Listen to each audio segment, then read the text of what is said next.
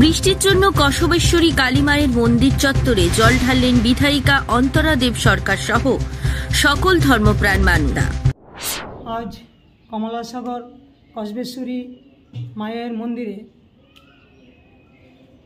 দীর্ঘদিন ধরে বৃষ্টি হয় না, এই জন্য আমরা মায়ের মন্দিরে এলাকার মায়েরা, বোনেরা, ভাইয়েরা, শিশুরা মিলে মায়ের মন্দিরে আমরা কমলা দিঘি থেকে জল এনে মায়ের মন্দির শ্রীমার চরণে ঢালছি এবং মায়ের মন্দির চারিদিকে জল দিয়ে ঢেলে ধুয়ে দেওয়া হচ্ছে, কারণ দীর্ঘদিন ধরে বৃষ্টি হচ্ছে না।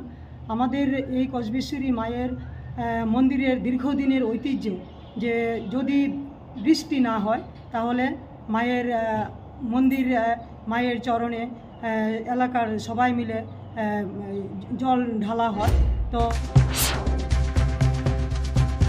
আধ্যাত্মিক শক্তির আধার ত্রিপুরার কমলাসাগর কসবেশ্বরী কালীমায়ের মন্দির। কথিত আছে গ্রীষ্মের তীব্র দাবদাহ থেকে রক্ষা পেতে মায়ের মন্দির চত্বরে কমলাসাগর দিঘির পবিত্র জল ঢাললে ৮ প্রহরের মধ্যে বৃষ্টি নেমে আসবে। এই আমাদের বিশ্বাস, কসবেশ্বরী মায়ের আশীর্বাদে দীর্ঘদিন যে বৃষ্টি হয় না, এই বৃষ্টি হবে। তো আমরা সনাতন হিন্দু ধর্মে আমরা বিশ্বাসী, আমরা মায়ের পূজা করি এবং গাছপালার পূজা করি।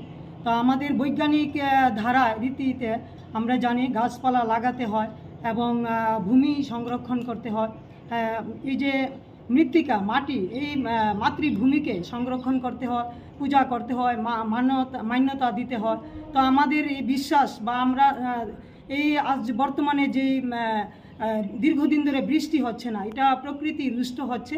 আমাদের বিশ্বাস যে আমরা যদি কসবেশ্বরী মায়ের কাছে আমরা প্রার্থনা করি, পূজা করি, তাহলে বৃষ্টি হবে। তো আমি ত্রিপুরার কমলাসাগর এলাকার সমস্ত অংশের জনগণের সাথে নিয়ে ৫৫০ বছরের প্রচলিত মিদ উৎসবে অংশগ্রহণ করে মায়ের মন্দির চত্বরে জল ঢাললেন বিধায়িকা অন্তরা দেব সরকার। ত্রিপুরা থেকে বিক্রম কর্মকারের রিপোর্ট, জেলার বার্তা।